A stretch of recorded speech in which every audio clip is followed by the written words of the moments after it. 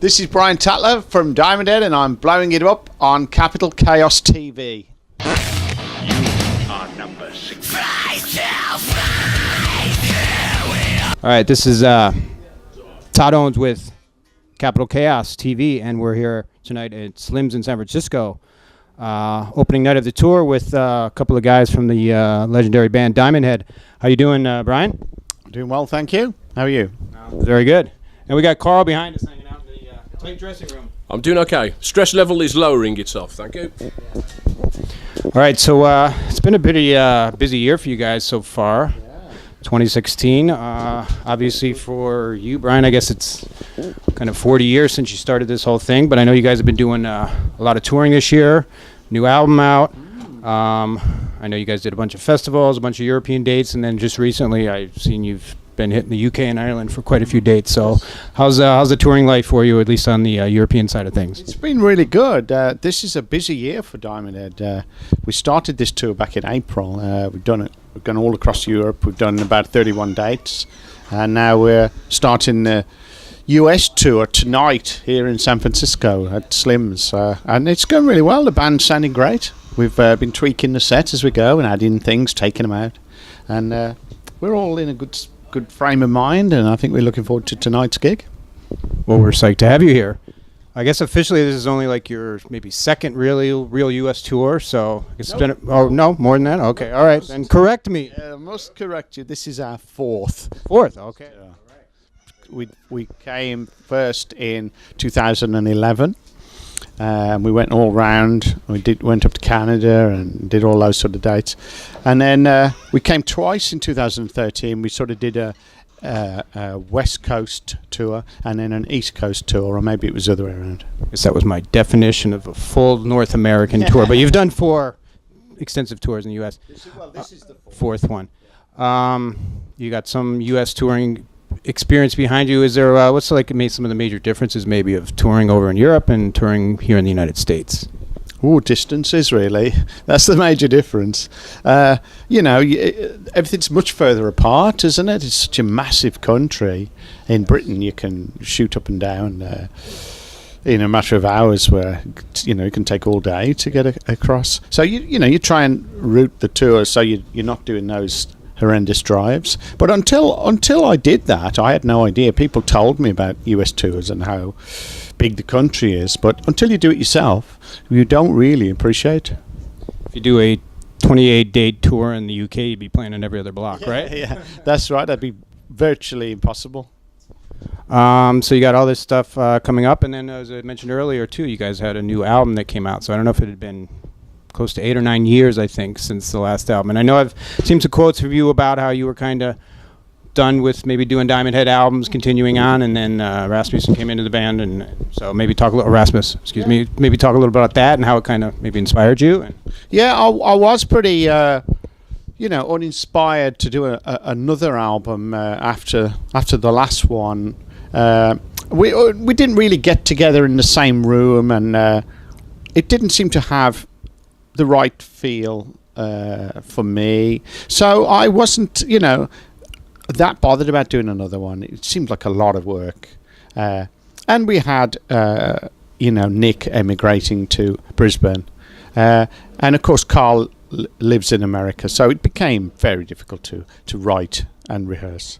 So all we would ever do is play live gigs, and so when Raz joined, Raz is Danish but lives in London, so it's just a train ride up for Raz. He can get up to the Midlands in an hour and a half, and we can do a session, and that's it really. So it became much easier to get together and to write, and I think Raz wanted to see if we could write and make a mark, and in that case Raz is not just doing sort of covers, is he? If he he's joined Diamond Head, and we would do a set of old material, so nothing of his own, you see. And I think he probably had at the back of his mind, it'd be nice to write and do something new. And I was so grateful for the new material, the idea of going back out on the road and having a lot of fresh material that we can add to the set, and was exciting for me. And so I was really glad it did come together. And everybody seems to be liking the album. It's going very well.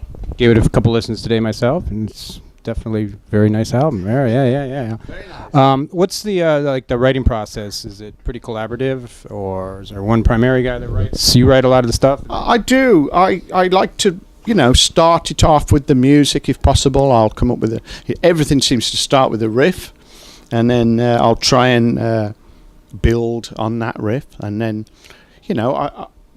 with this album I was able to give Raz a load of material that I'd been working on for 7 years or something, and he just picked out things that he liked, and then we just do them in rehearsal. We get to rehearsal and we say, let's have a go at this one, and it might only have a riff, or it might only have a couple of parts, maybe a verse and a chorus or something, or a verse and a bridge in a couple of cases, and it didn't have a chorus, so we'd work on it and jam and try and sometimes somebody else would come up with a chorus, or change the riff and make. You're not a dictator. No, just make it better. I just want it to be as good as it can possibly be.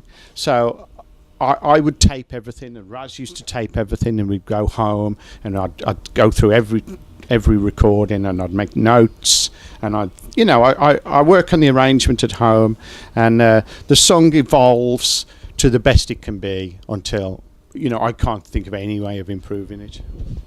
I wanted to ask about this guy back here and get him involved a little bit. So you've been with Karl quite a long time, correct? Yeah.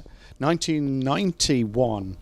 So it's 40 years of Diamond Head, but now it's 25 years with this guy. That's so right. So maybe you could talk a little bit about your 25 years in Diamond Head. Talk about 25 years of Diamond Head. I've actually been working with Brian for 30 years. 30 years. Yeah, on his solo projects. But started off as a fan, started working with Brian on his solo project, and then after that I was invited to join Diamond Head at the end of 1990, beginning of 1991. So yeah, it's one of those things that's, you go from the front of the stage to the back of the stage and you're still singing along with the songs at full pelt. Not that anybody can hear me, but you never know. So obviously there was but I don't understand a word you're saying. Must have been a strong connection last 25 years together. I mean, we do. We have a very, very good understanding, and sometimes we bang heads, but we sit down and we talk it all out, and that's what you do. You know what I mean? And at the end of the day, both of us just want what is best for the band. It's not an individual. I want it my way for this particular. It's whatever's best for Diamond Head. And that goes just all around for everybody really in the band. Song wise, the band, touring, festivals. Whatever can push the band forward and is the right thing for the band to do. So, any words from you on this guy? Absolutely correct. Yeah. We do seem to be able to, work everything out. If we run into a problem, we'll solve the problem. Karl is very good at, organising live anything to do with the gigs, and kind of takes on a tour manager role, and so it's vital for when we're touring. Yeah, so it's great. It's a very good unit, and I think everybody's strong players, and we all, there's a lot of respect in this band. I wanted to ask you about, obviously, your influence on all these other bands that came after you. And I think there was a quote I read today from Lars Ulrich, and I believe it was probably back when you guys were doing the Big Four shows or whatever, and Lars said something about if not for this guy, none of us would be here. And obviously that was Metallica and Megadeth and Slayer and Anthrax and stuff like that. So that must make you feel good to hear those words, and then maybe just talk a little bit about your influence on the metal that came after you guys. It's a very nice quote, isn't it? I can't really take full credit for it, but I just think Diamond Head were one of the bands that influenced Metallica, and maybe Megadeth and some of the others. But part of that scene, the wave of British heavy metal and Judas Priest and Motorhead and those sort of bands. Sort of like you'd had the 70s bands, the Sabbaths and Zeppelins and Purples and that, and then it was time for a fresh injection of energy and a different generation, a younger guys, ambitiously pushing forward. And I think, Metallica took the cue from the speed and the energy coming off the new British heavy metal and ran with the ball, really. Just, it was probably a brand new style for somebody like, in America, and there'd been nothing like it, had there. Lars was probably sick of the AOR and the stuff that gets played on rock radio, So wanted to do. It's a very uncommercial thing to do to want to be like, say, Diamond Head, for example, or Motorhead in America. But God bless him. And I think that was one of the draws for them when they met each other back then, because nobody knew about you, right? So when you meet somebody else that knew Diamond Head, you're like, wow, this guy is something else.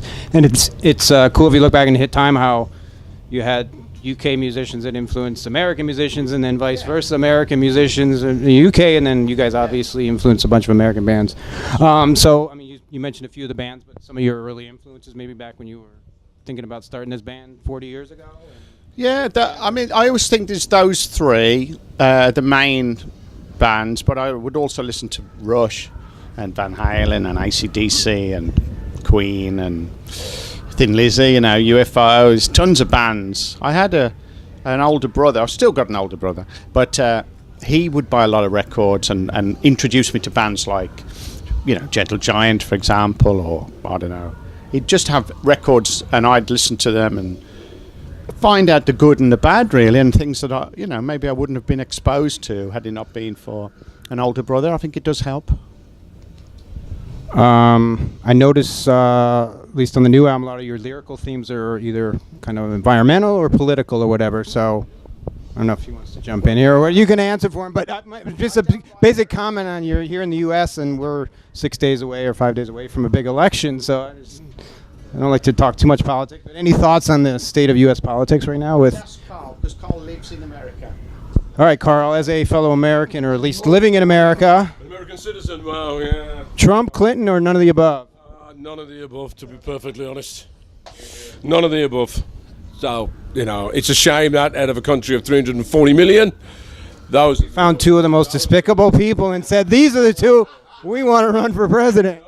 That's just the way it is, you know what I mean? But we have to decide. We've got to make a choice, either to vote for one of these two or just to write none of these two. It's like a slow death or an instant death. Which would you prefer? I don't know. It's like one of them gives you the same as what's been going on, and the other one is like, wow, holy shit, you know what I mean? But Britain's just voted to get out of Europe, and nobody really thought that was going to happen. I think people are sick and tired of the establishment, and I think if the vote goes the way that a lot of the people in the world don't want it to go, I think it's just going to be a vote that people are sick and tired of what's going on in Washington. It's just become so politically corrupt that something has to change. And it's unfortunate that the other alternative is the alternative. But at the end of the day, if he wins, he could be completely fantastic, or we'll all be getting on boats and going somewhere else in the world, you know what I mean? But I am looking at a house in France, by the way, so... Whereabouts are you live in the U.S.? Whereabouts? I live in Vegas. Vegas? Sin City.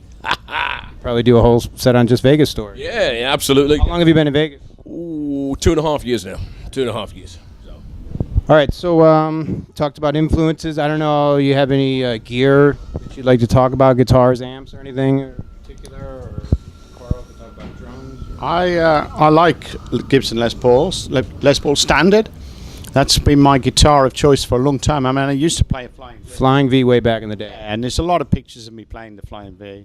But I eventually started using Les Pauls in the studio more, partly because of the sound, and they're sort of reliable, stop in tune and intonation. And the Flying V is quite fragile. It broke a few times, so you'd lose confidence in it a little. And it looks cool. Oh, it looks great. But it doesn't travel well. And so I moved over to Les Pauls. I'm just a solid chunk of wood, aren't they? But that's my preference. Karl wants to. Anything? I see you got Vic 4.6. Yeah, I endorse Vic Firth, and I'm using my new Crockett Tubbs drum kit tonight, 24-inch bass drum, 13-inch rack, 16 and 18-inch floor tom. So I've just taken delivery of it, and tonight is its first gig. So I'm looking forward to it. Right. And excuse me, I got some backroom stuff to take care of. Bye, television people. Thank you, sir. Thanks, Todd. All right, well, I'll get wrap this up and get out of your hair. I just wanted to say thanks. I'm honored to have you guys on the show, and anything you want to add to people out there, maybe Capital Cast TV. Yeah, just come and see Diamond Head while we're here. We're doing 27 dates across the US, and it'd be nice to get the people out and check it out and listen to the new album, because it's good and people. Yeah, it is good. It's really good. Yeah, great. So there you go, and thanks for doing the interview.